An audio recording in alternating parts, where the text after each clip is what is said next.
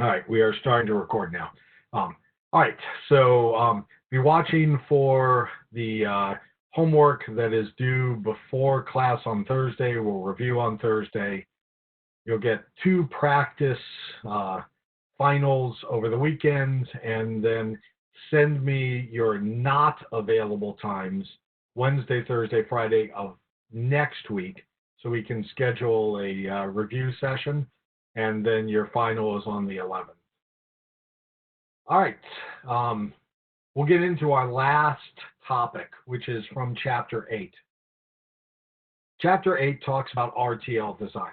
We've already talked about a bit of this type of design already. The one big topic that is good to add in is a design style called ASM, Algorithmic State Machine.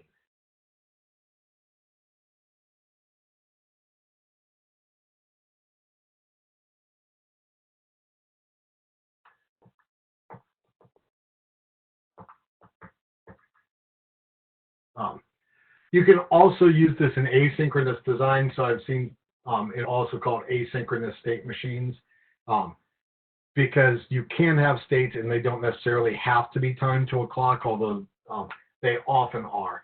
I think algorithmic state machine is kind of the more general title to it, so I'm going to stick here to algorithmic state machine.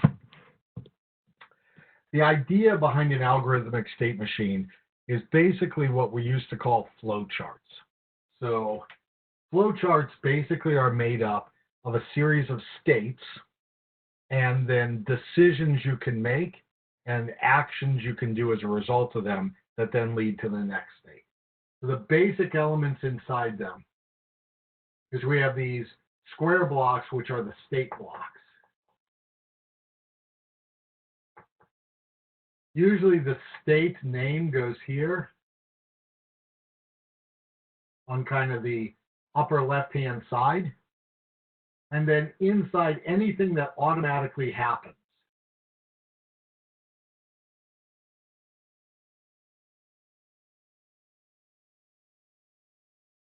So if we set variables, if we set outputs, the second you're inside that state, they all go inside here. You just list them. And you can make the box as big as you need to accommodate whatever those actions are.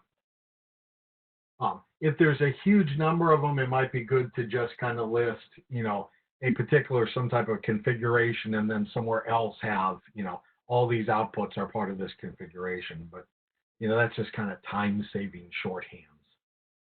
But the basic idea is you have the state, and inside here you have the actions, and you'll have arrows that lead in and out.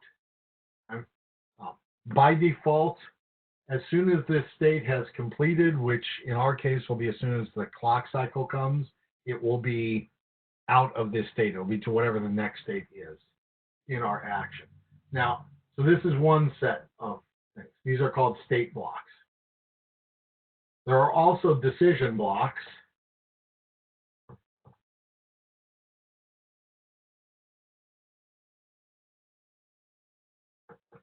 Which look like diamonds. And very often what we will test is just a single variable or value, right? So we might, test variable X. Sometimes people will put a question mark after it. And it will have 2 things that come out. It could come out the bottom and fork, in which case you would list the values, true, false, to say, is X true or false? So there'll be one out for every possible thing that could be on here, right? So I could have true, false in this way where it comes out the bottom. I can also have my decision blocks go out the sides, where I would label them T, F. And inside, in addition to X, I could have any statement. So this is anything that you can test. So I could, if X wasn't a Boolean, if X was, an integer or a float, I could ask questions like, is X bigger than 5 as my question inside. That would also be completely legitimate. Anything you can do for an if statement or for a case statement. Either one, legit to put inside here. If it is something for a case statement where there's a whole bunch, we tend to do this bottom style, because this bottom style, like let's say x was an integer and it could take the value 0, 1, I could just keep cascading them out, right? 2, 3, right? So for case statements, you almost always use this style, which is a little newer, where it has multiple drops that come off it, and therefore this kind of drop bar is part of the statement. The original style, you went out left or right, and it was really for doing Boolean tests, because it was originally, this was only for if-thens. So typically when you see this, you tend to think of an if-then type structure. When you see this, particularly with multiple drops, you tend to think a case structure for implementing. Now, if you've got some complicated statement in here, this can get really, really difficult. You can imagine, my board's small here, but imagine I have some crazy large statement, x squared plus 3x, minus 2x is greater than 5, right? You can get a lot of wasted space above and below in these. So to account for these really long statements, in addition to the diamond, we also allow these kind of truncated ones where it looks like kind of a rectangle with the pointy ends on them. But it's really a truncated diamond of what we've done, where we just cut it off and things come in and go out and it allows. And you can still do the same usual, come out the left and right for a true false, or come out the bottom and have a bunch of drops in the case of a case statement. So this is, if you ever see this shape, it's no different than these. It's just a space saver.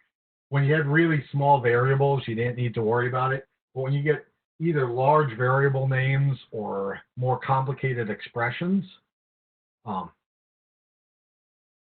go. Oh, I see a question that's in here. Will the final be like the homework? The final will include questions from the beginning and questions that will be somewhat like the that homework that you're going to be doing, that I will release tonight. So again, when you're doing that homework, you are practicing some stuff for the final, because there's really a few key topics that we have covered since then that are good testable material. How do you design using flip-flops? How do you analyze using flip-flops? How do you design with counters? Registers, and how do I do shift registers versus parallel registers and their arithmetic? There's a few key topics like that that are very testable. There's some stuff like the Chapter 7 material, which is good knowledge and allows you to actually do designs a little bit better. But that's kind of more helpful towards what I would call the lab aspect. Then it's not necessarily quite as easy to check. If you understand how things work, it's kind of easy to do that. The stuff today will also be very testable type stuff, which is why I wanted to kind of rush things up, so I got through this enough time for you to kind of be able to test it, because ASMs are actually one of the easiest ways to write Verilog code from. You can almost just look at the thing and write them, and very complicated designs can be made very, very simple by ASMs. So they're a really great way to handle large designs. So there will be somewhat of a similarity between the final and that homework. But again, I'm not guaranteeing that it's just going to be a rewrite of the questions, but questions that I put on the homework are questions I would be perfectly happy putting on the final, if that addresses it, Jordan.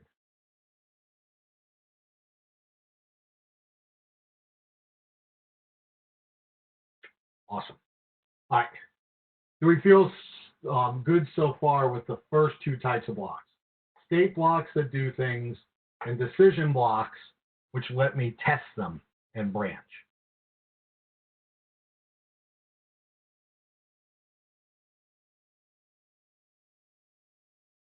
Awesome. Now, after any of these, I could immediately go to my next state, or there could be some things that I conditionally do inside my state. So we have a couple more blocks. I'm going to erase these so that I have enough room.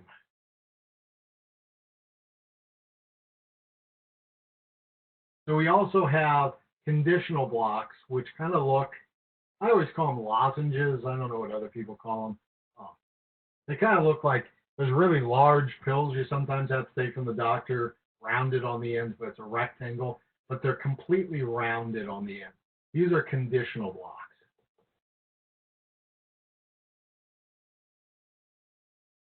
Like a state, you can put any statement that needs to happen inside here. So these can stretch down and become big. You get large rounded ends. But you can have as many of these as you want, but they must follow one of those decision blocks, right? They don't make their own state, so there's no state that's mentioned up here. Whatever is here is part of the state block that's most immediately before it. So these ones, typically you'll have a state block, and then you'll have some type of a decision. And this conditional block will be part of this state. And it will happen in this time period, because this state, and it will go down, and then there'll be some other state that will follow. I'd say state 2. Right? Everything from here up above is part of state 1. So state 1 includes some of these unconditional statements, a decision block, and some conditional statements. And then a new state happens as a result. Does that make sense?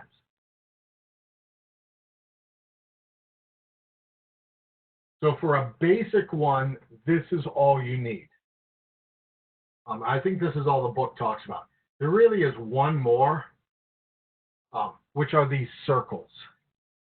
And these ones are used for start, stop, and jump. Imagine you had a really big flow chart. Right? I'm going to start with the jump parts here.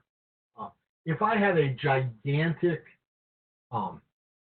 flow chart, it might not fit on one page. It's really easy not to fit on my whiteboard, but it might not fit on my page. So I could, for instance, if it was going to go past whatever I'm drawing the flow chart on, and I need to use a second page, how do I move from one spot to another?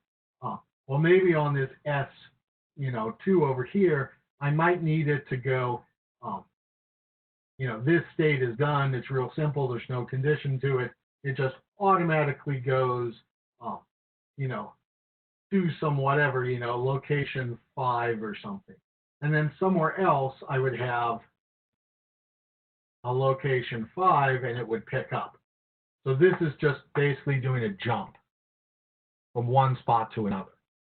It's part of start and stop, because this is where L5 starts, and this was whatever the previous thing was stopped. So these are kind of, if you think about them, these are your begin ends for any little subset of these. So you can nicely break these into, procedures and functions and other things by setting up, I could call, this by some procedure name, and I do whatever the procedure is I want to do, and then I could have, whatever my return statement or whatever I want that comes back, what destination should I jump back to go back to my main loop. So these ones allow me to kind of break things out and to do that kind of programming structure, which is really designed to break things up into pieces. So that's what the circles do. They can have labels inside them. If they don't have labels inside them, they're start stops. Usually you also put a second link around for your start stops to tell you, it just makes it a little easier to see. But that's not a universal convention. But it is a fairly common convention. So I think a lot of computer scientists, for instance, will do these double. These ASM charts are used in computer science all the time too. They are there. They're called flow charts. They also have a version of these flow charts in UML and things of that sort. which is all computer science in. But these are the four basic blocks, right? A state block, a decision block, a conditional block, and the start, start, jump notations. All right. Do we feel good with the basic ideas of what's here?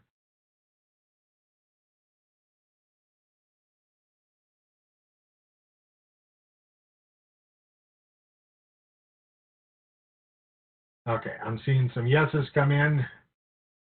Awesome. So let's actually make one of these.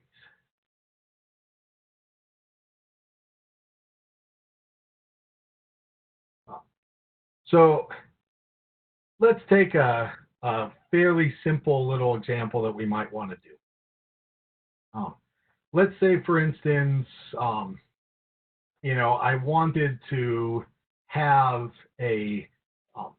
let's say I want to build a bus monitor, right? So this is a little more complicated than what you built before, but it'll be surprisingly simple, right? A bus is a communication device and allows you to transfer data between them.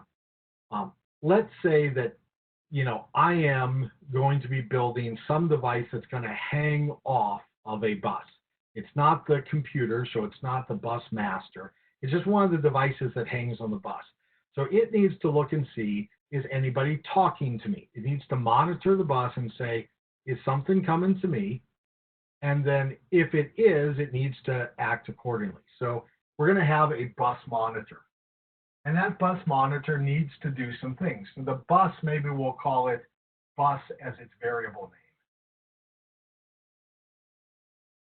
So this will be the, maybe we'll say dbus for the data line of the bus.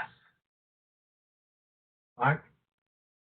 Now, for my particular thing, I could have an idle state where I'm just waiting around, wanting to hear, is anybody talking to me?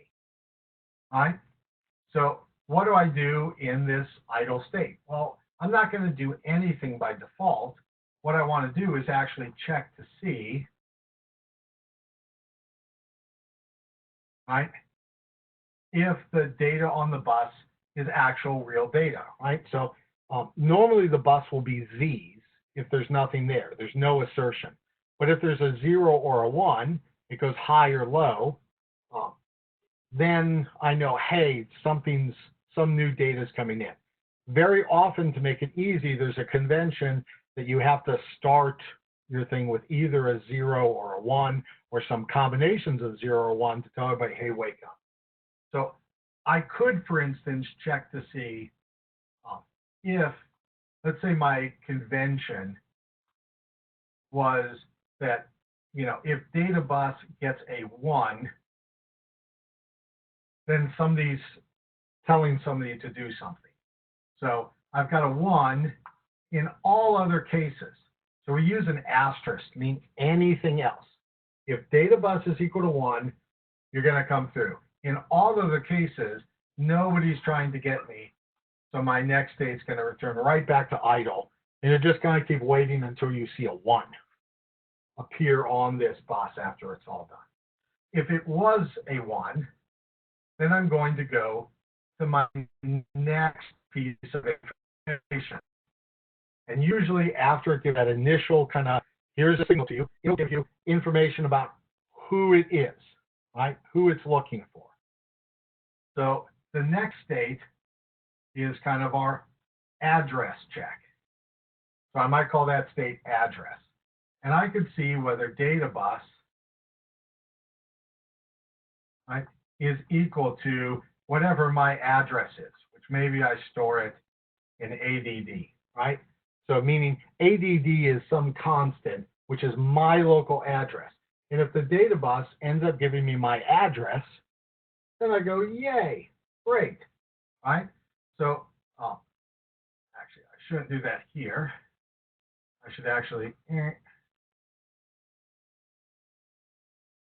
come down and see a little bit bigger than that. I want to know if data bus is equal to my address.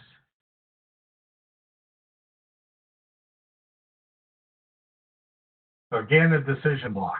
And it's either yes, it is, or no, it's not. If it's not, I'm going to go back up. All right? If it is, then I need to go to a new state, which is going to be my get data. Get the data off the bus. All right? And so, for instance, maybe I set my output, and let's say my output is X. I can set X to be equal to the data that is now on the bus. So I read the data that was sent to me. And after I read the data, let's just say it sends a single bus width worth of data. Once it's done, I'm automatically going to go back up to my idle state. This is a very simple bus, but you know, it is a bus that can work. I've got an idle state. I wait for data. I check to see if it's me it's talking to. If it is me, I collect the data they send, and I come back up. So it kind of expects this signal of, you know, database as all ones, or data bus as all ones, to say wake up, address, right? Check to see if my address is the next piece of data that's on it, right? Collect data if it is. So does that make sense as a description to you?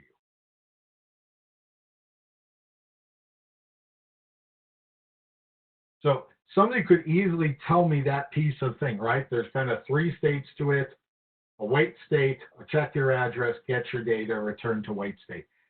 This is not too different than most of the buses. It's a little simpler, but it's not a lot simpler than buses you'll see on a computer. For instance, this address and data aspect here is exactly what takes place, for instance, on the memory bus inside your computer. These have become very wide buses. These buses are usually 64 bits wide or so, and often the address and the actual data are sent in parallel. So there's often, say, like, you know, 32 or 40 bits that are dedicated to the address, and then there are 64 bits dedicated here, then some control bits, and the total mess is like 128 bits coming across, and I do it all in one cycle. So for, you know, really fast buses, we give you more wires so you can take less cycles.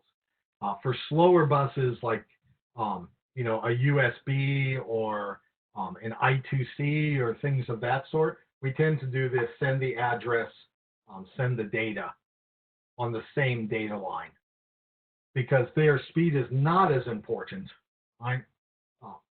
But we do care about number of wires. It becomes more important. So this is actually, for a simple design, it's pretty easy to go. Does that make sense?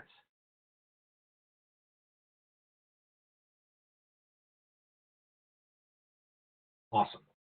So let's talk about, now I've been able to take a word description and put it into a very nice, easy, you know, kind of flowchart setup using my ASMs.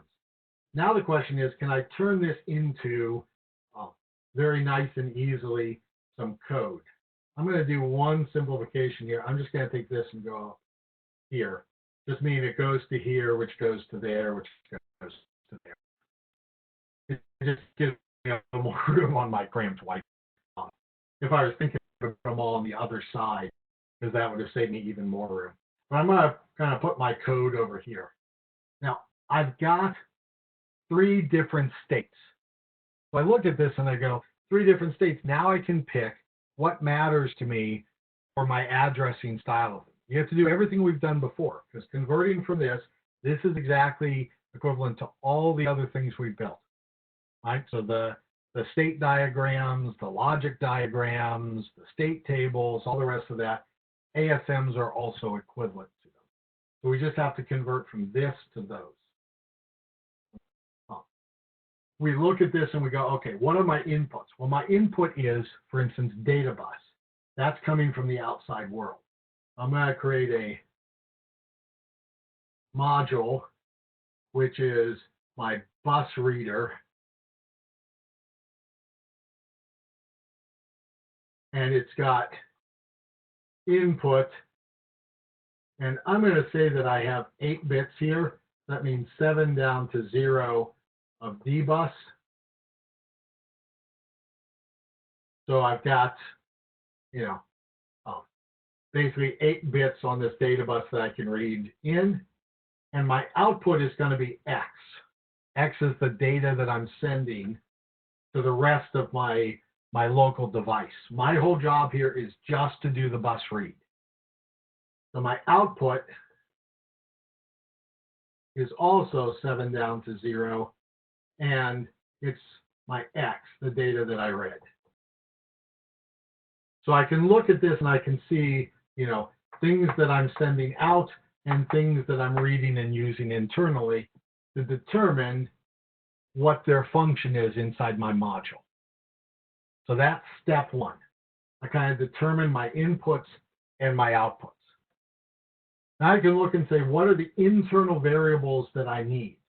Well, internally, I need to have a state to track which one of these. So I've got to determine, do I want to use binary? Do I want to use gray code? Do I want to use one hot?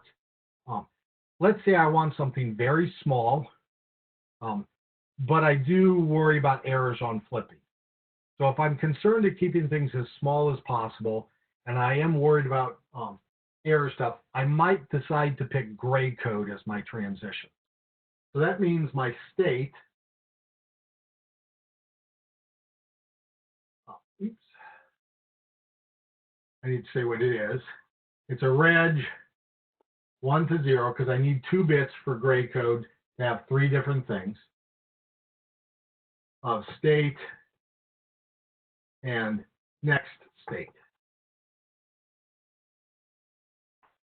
So I've now got my 2 bits set up for those. I know I want to do them gray code. So to make my life easy, I'm going to actually set my states as parameters.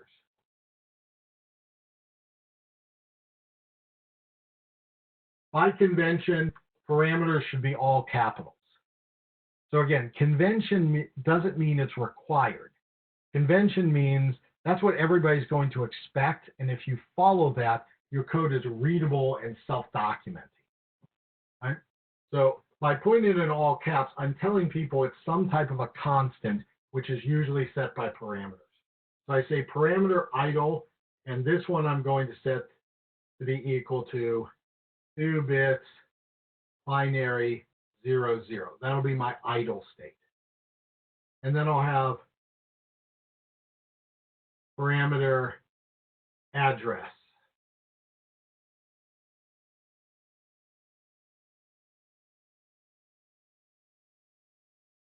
And that's going to be equal to 2 bits binary 01. And then I'll have a parameter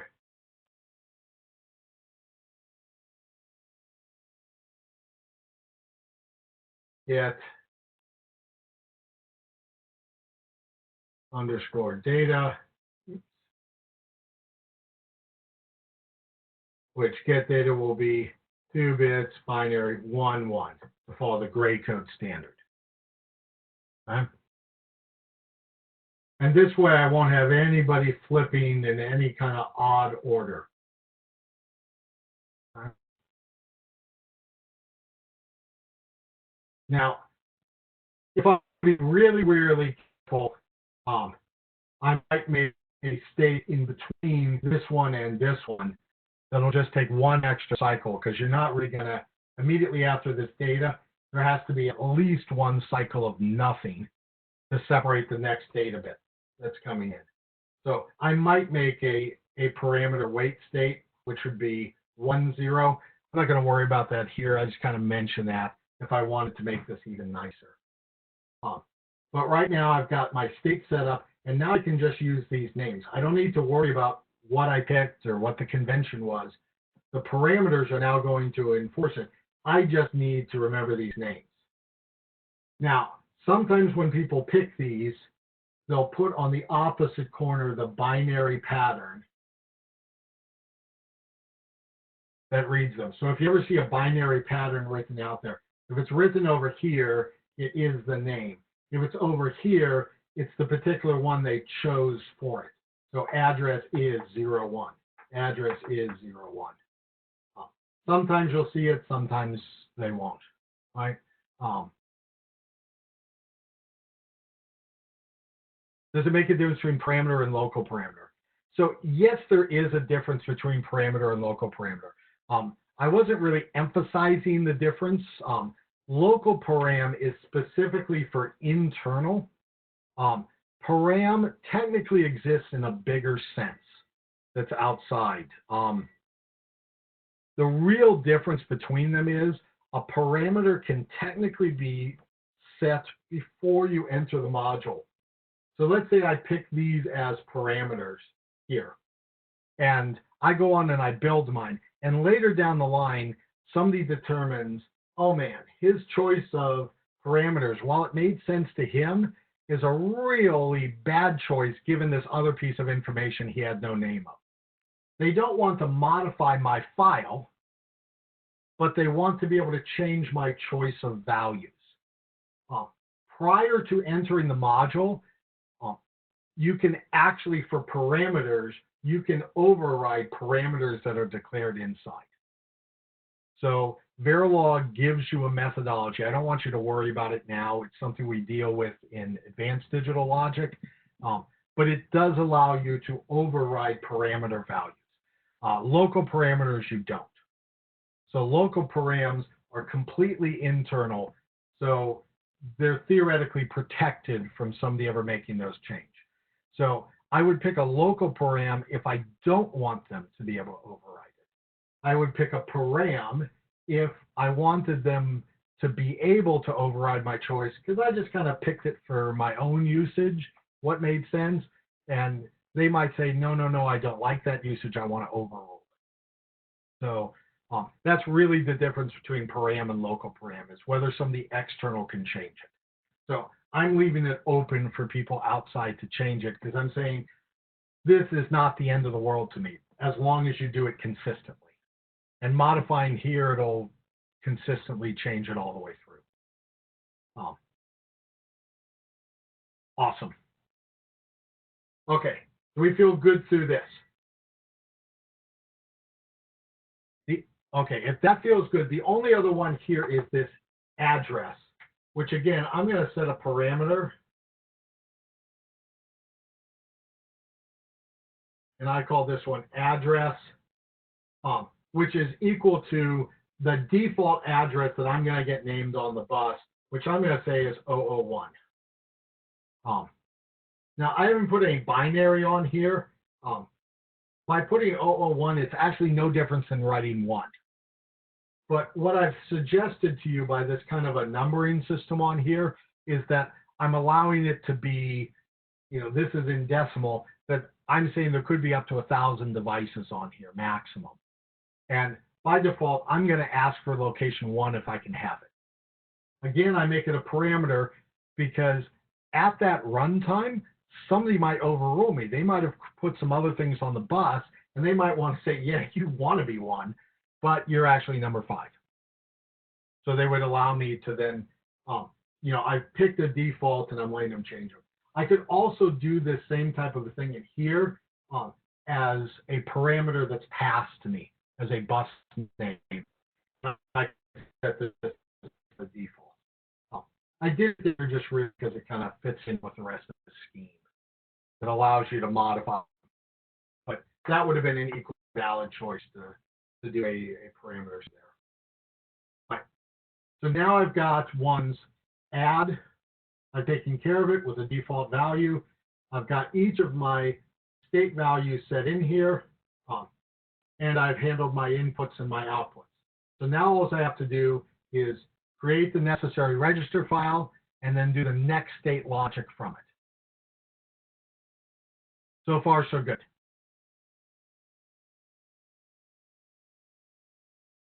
Awesome. If it's okay, then I'm going to erase this because I'm out of room, but you've got it. I am recording it. It says it's recording anyway.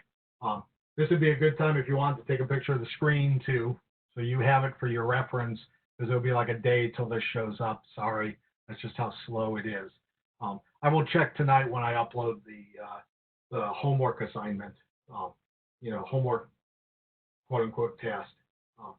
But a sec or two for you to take a photo.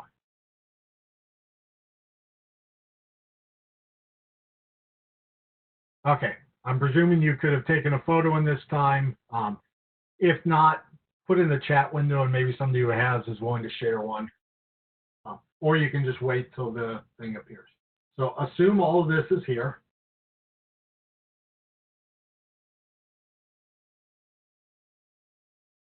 Now the first thing we want to do is we're going to create our memory.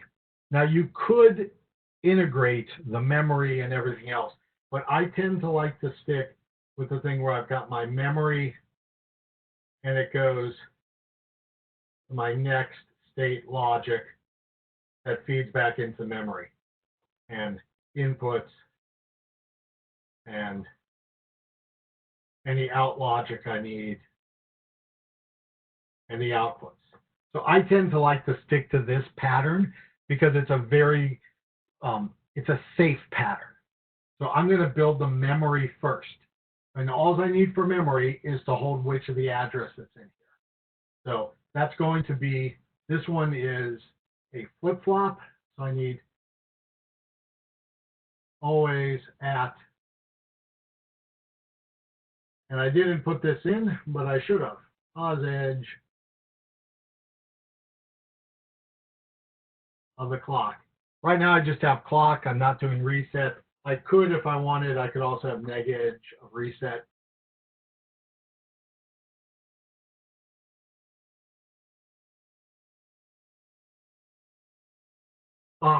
So I would have to add, obviously, clock and reset as single bit wires coming in as inputs. I should have thought of it when I was doing it, but I honestly did. But at this point, I would then go up, modify the module to allow my clock and reset to come in to handle these.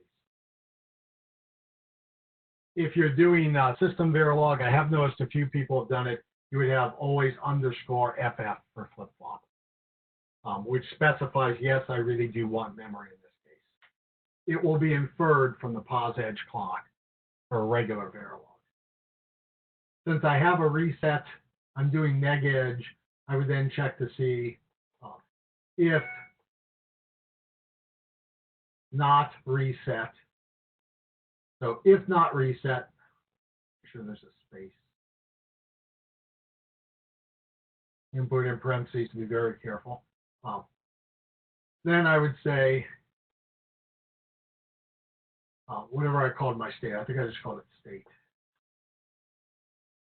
State gets the value of 0, right? Now, the best way to do this is instead of 0, since I have it, I'm going to say, I want the state to go to idle. That way I can now specify, if somebody does a reset, I want to go back to idle and wait for the next bus one to start up. That way, if somebody renumbers idle to start some other place other than 0, they can. 0 is, in my opinion, the best spot to start. But for instance, Intel doesn't start their computers at address 0. So go figure. Sometimes people don't use 0, so it is a little safer to do this for the reset. On a reset, go to the idle state.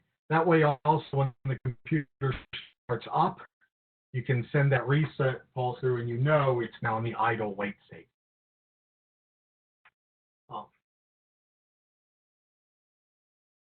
Yeah, it's actually a strike. Else, right? If it's not a reset, right, then it must be a regular operation, which means state should get next state.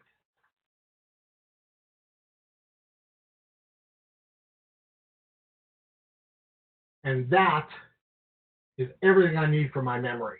This is going to look almost identical every time you generate it. That's why I say part of this is so easy. You're guaranteed one of the more complex things, it's easy to tell. The other advantage of this, if these get large, your states, you get more bits. There are blocks. We talked about how the basic logic blocks have a flip-flop in them, and I can stick those flip-flops together to make memory. They also have memory blocks inside.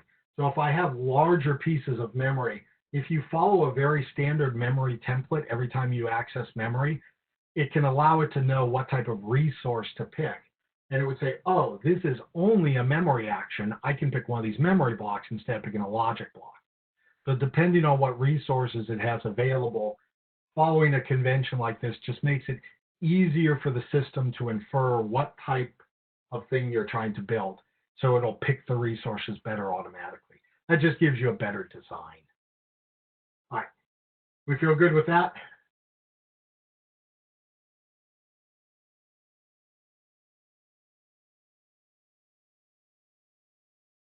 Yay.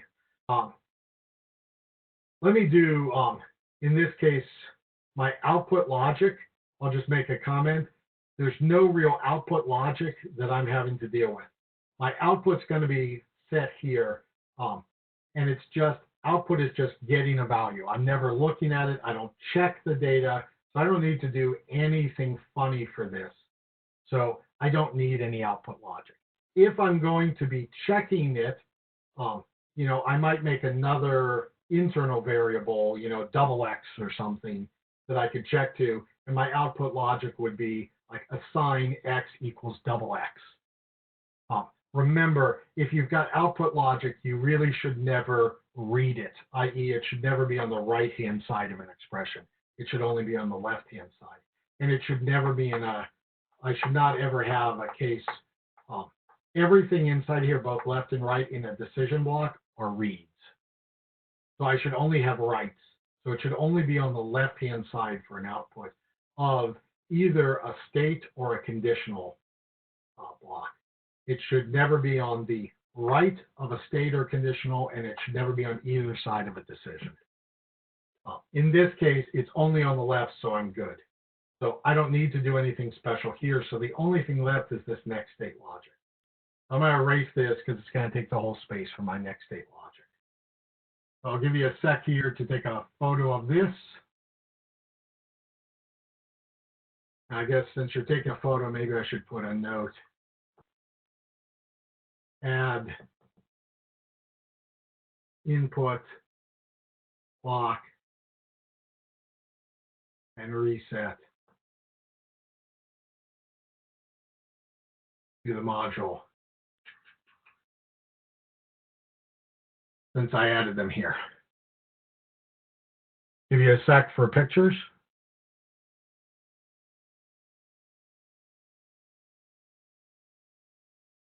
All right. Hopefully that should be enough.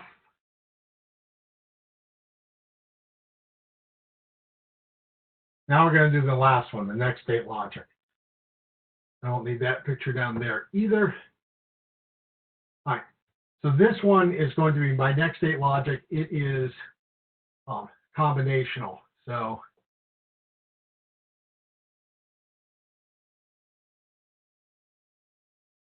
always add star. Now in this case, it's going to be very simple. I'm going to use a case statement.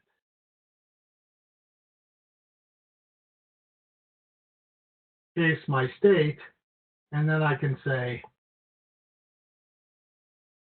for idle. And what do I want to do inside idle? Now I can just look at idle. And idle is this part here, well, including that one.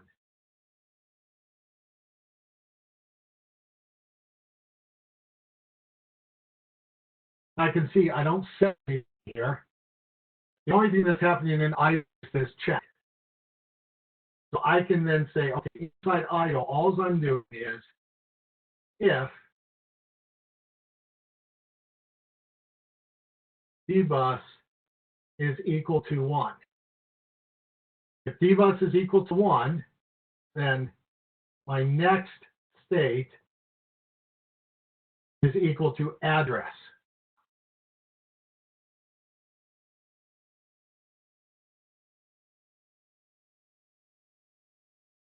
Else,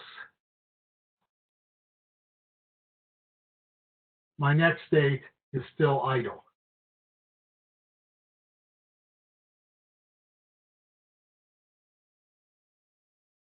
So we can see this is just an if statement.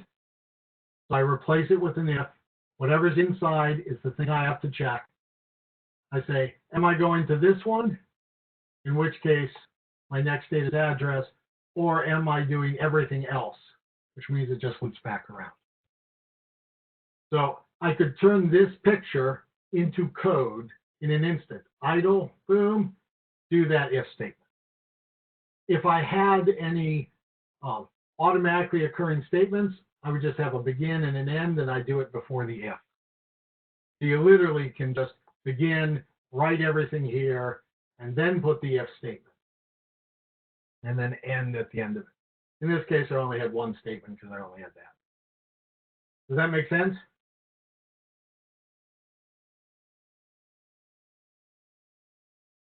Awesome. So you can see it's actually pretty simple.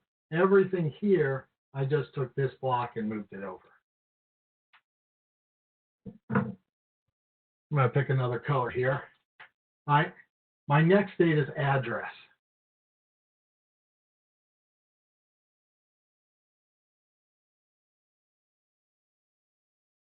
That is this whole lovely thing. So I look in here, there's no commands inside my address area. All I have, again, is one of these conditional blocks. So I can say, if I look at the statements that's in there, the data bus is equal to whatever the value of my address is. Well, if it is, then my next state is get data. So if that is true, next state is equal to get data, semicolon. Let me put this on the next line. That's a little scrunched.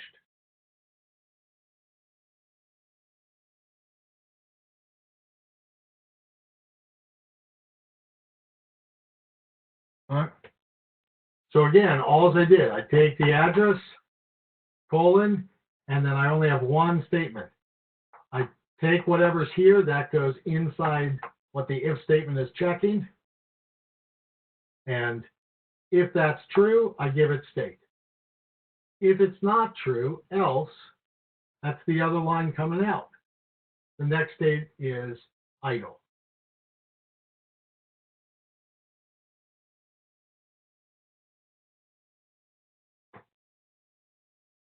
All right.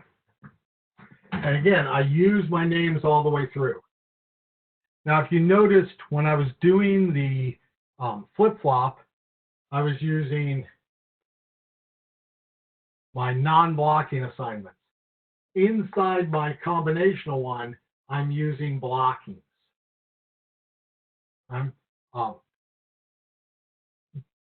It's just a safer convention.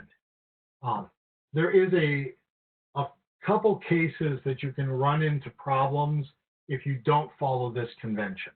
If you follow this convention, you're pretty much always safe.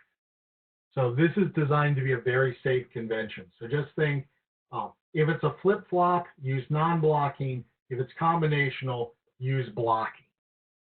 That's the basic rule whenever you're dealing with these. So you notice I'm following that convention all the way through. All right. But I've now got, again, there's only one statement, one if statement inside address.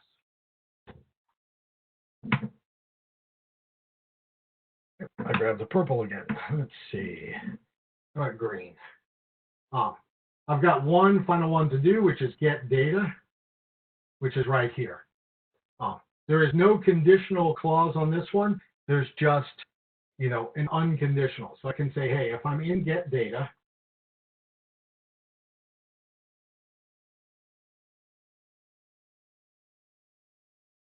I'm going to have two statements. I'm going to have to assign X, and I'm going to have to assign next state.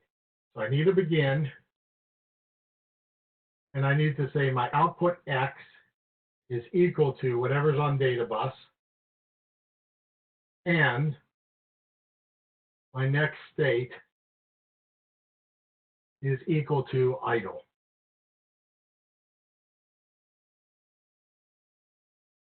Because that's where the arrow leads. And then I end, and I have now done, I've done all of my addresses so that I can end my case. And that's also the end of my always, but I only had one statement in there, so I didn't need a begin for the always. That also finishes everything for now for my next state logic. It also has set my output. So everything was able to be handled in one little nice, clean, conditional block. Okay. Does that make sense to people?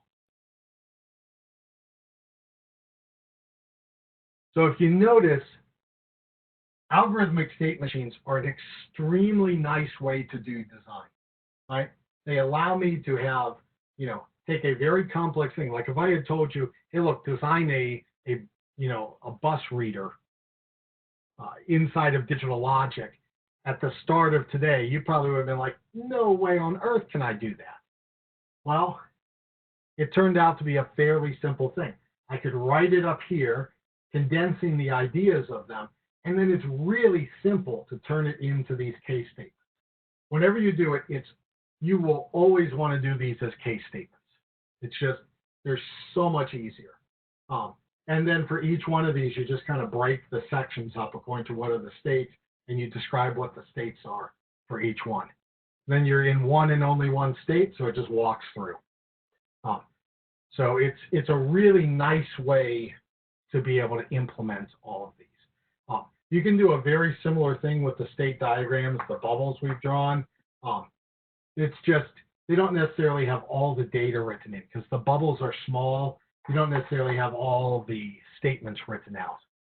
So it's often nicer to take those, turn it into this format so you can explicitly write out everything that has to happen. And then you can convert them over.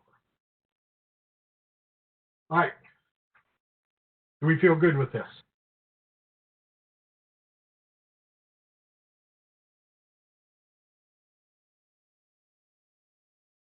Could you please repeat why you put a begin and end on the get data case? Yes, because there are two statements in here. X equals data bus and next state equals idle. So just like in C, if you were writing in C and you were inside an if statement or a switch case, they call them switch cases, not case. If you're inside any of those statements, inside a for loop, one statement always automatically is assumed the next statement to be inside whatever that structure is.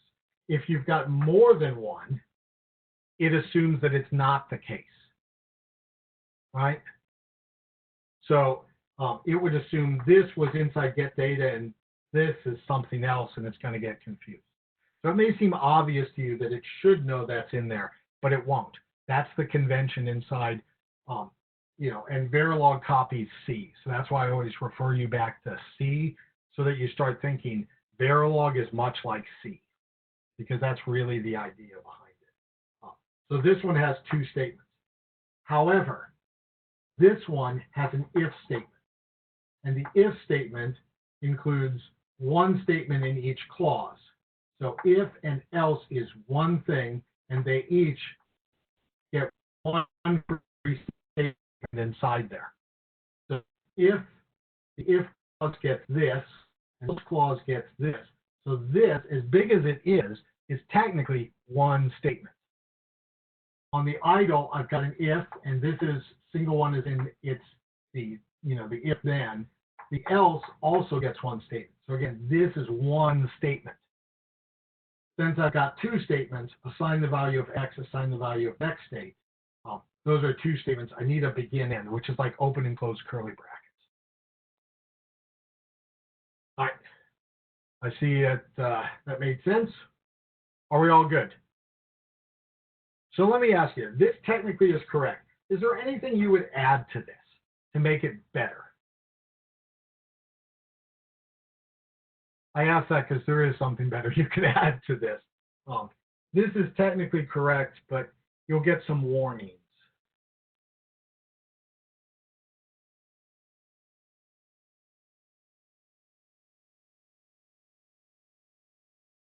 Anybody got an idea what would be a good thing to add on?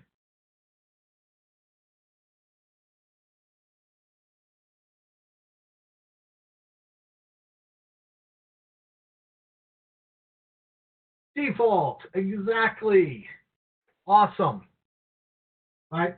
So it would be a good idea because I've really taken the 0, 0, the 0, 1, and the 1, 1. I haven't done anything with the 1, 0. So what happens if I go there? Right? It's not likely, but it is theoretically possible, right? If somebody's, if I'm in like the 1, 1 state and, somebody jiggles the power or something, it's possible that the lead bit doesn't turn off, but the other one does, right? Weird things happen. Sometimes there's accidents in setting things. What does it do when it gets there? Well, since it's not assigned, you have no idea what happens when it gets there, right? The machine was told, don't worry about it. It's like, uh-oh, I'm worried about this, but I'll do what you say. It'll just give you a warning. That's what a warning means. I'm worried about this, but I'll do it anyway because you told me to. So what I really should do to remove that possibility is to add a default. What should I put in the default? All right, so remember this, in this default case, I can only get there if I'm not in a legitimate state. So by definition, I'm in a bad place. There's a few reasonable things to do. One simple one and some more complicated ones, but all of them justifiable. Anybody got an idea what they might want to do under this default case? Next state equals idle. Yeah, that is the simple, that's kind of like the automatic, just reset the whole thing and start it. And that's what I figured would be a good choice in this case, because I've got a simple example. So why get overly flued in on it? So next state equals idle. If you get to an error state, just restart the whole thing and away you go. That's kind of a nice thing. That is what I would do in this for most conditions. It's just walk through and do that, and then I could just end my case. There's only one statement in there, so I'm plenty good. So that would be a good way. Return back and away we go. Can anybody think of some other things you might want to do if we didn't do that?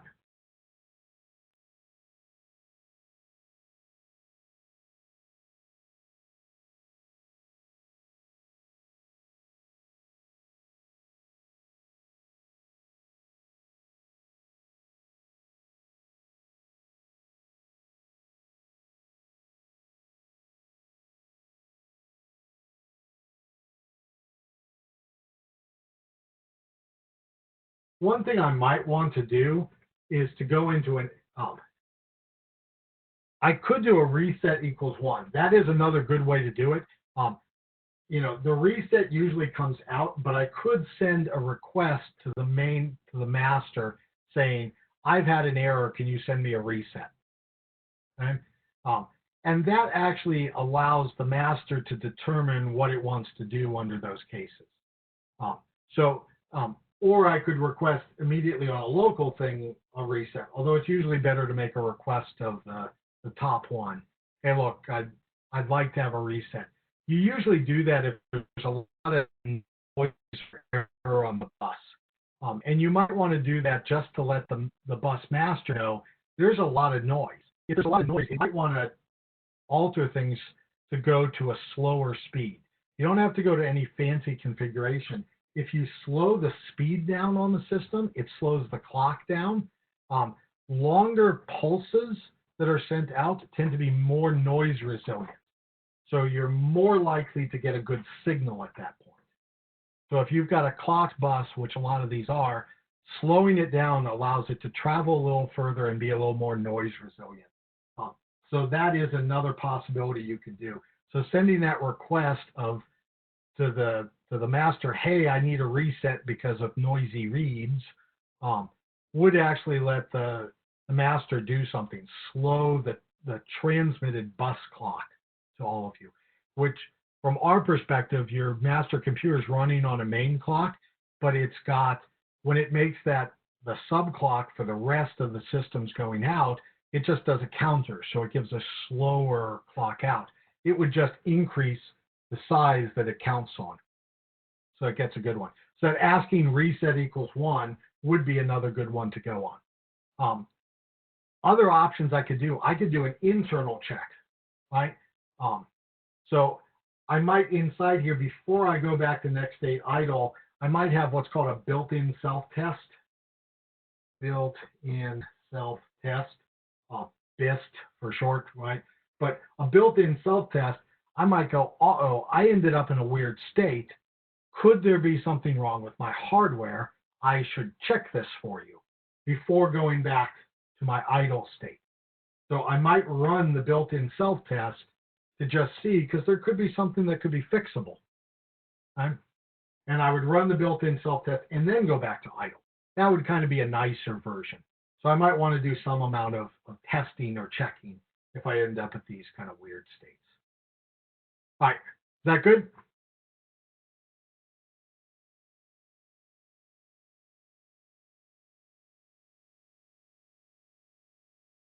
Awesome. All right, so we're like 2 minutes from our time. So I'll leave the last 2 minutes if anybody has any open questions for me.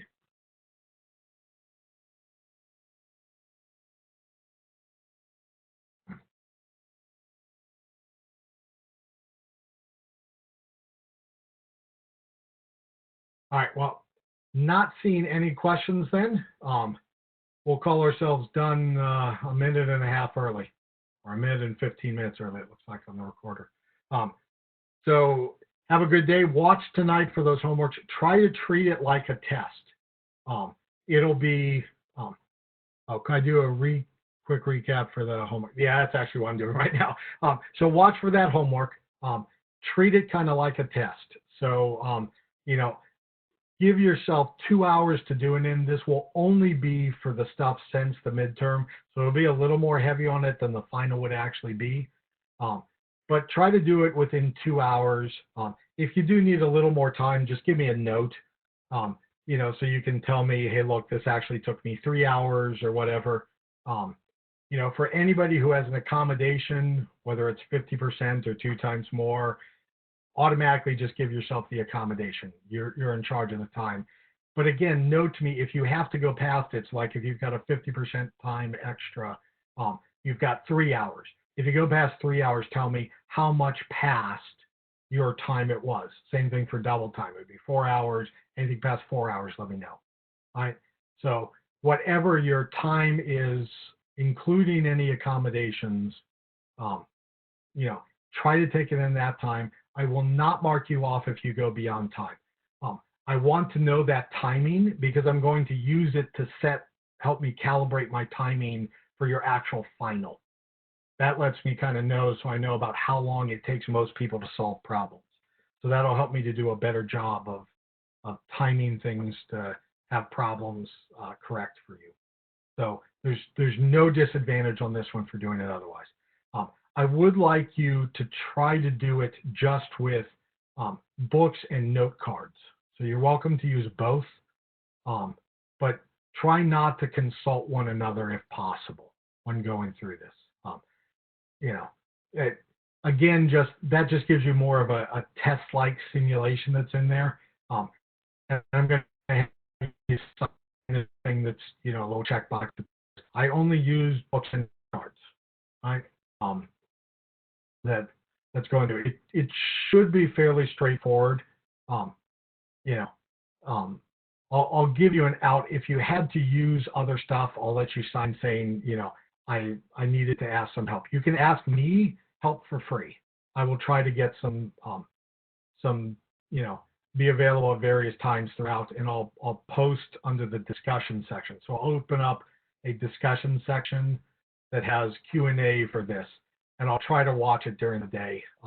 I can't watch it all the time, but I'll try to do my best for it, for watching. And if I see a question come in, I will answer and give hints towards them. And you are welcome to look at hints that have come in that section. So that's kind of the homework as a practice test. Not here at the beginning. So it's kind of a homework. So I got a question, what's the format going to be? It's going to be a kind of like a homework test. I will upload a PDF that has the problems on it.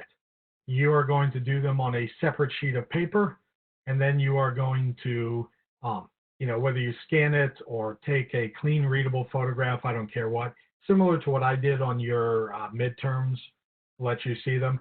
We'll have a spot where you can upload them. So whether you want to print out the things or you just want to leave the PDFs on the screen and just write, please try to be neat, indicate, like problem number and box the solution so it's easier for me to find them. When you take the photos or scans at the end, just look at them to make sure they're readable. There are some times the resolution ends up being kind of messed up. So as you can see, over 50-year-old eyes, so please make my life easy. Make it clean and readable, or at least zoomable so I can blow it up to be able to read stuff.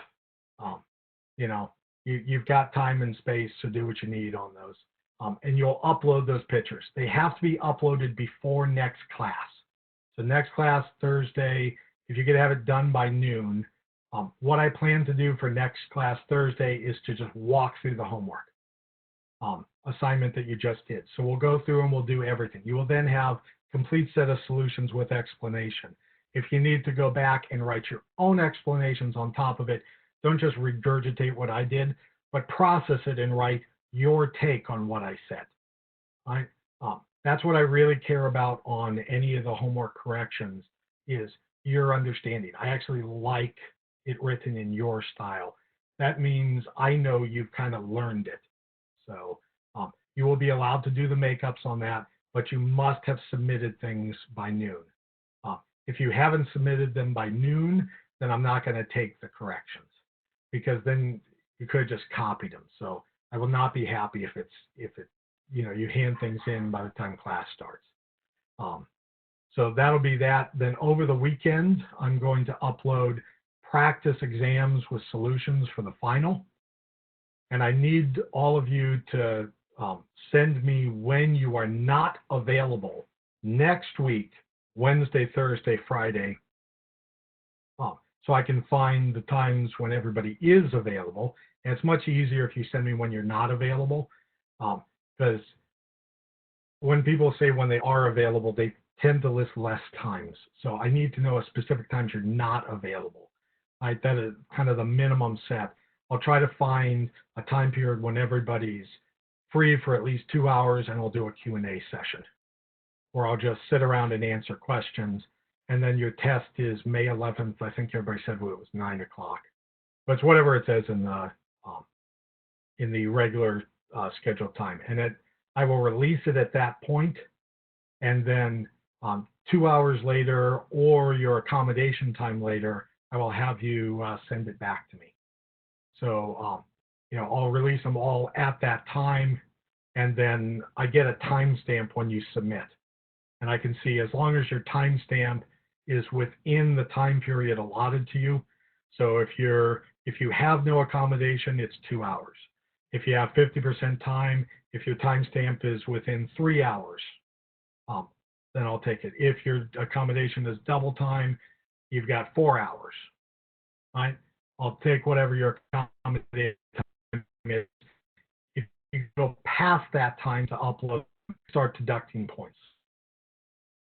So I'll want them in. There'll be a little signature saying not cheat.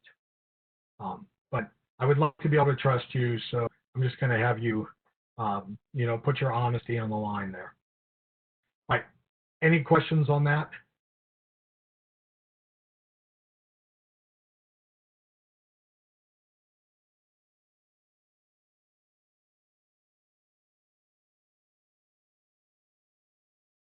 All right. I'm not seeing any other questions. Awesome. Have a great day. Sorry the semester ended up this way. It's a lot more fun for me when I get to sit and talk with all of you too. So I hope you are all doing well and your families are doing well. I will see you on Thursday for our first of our kind of practices. And hopefully lab and that's going well. Wish you all the best. God bless.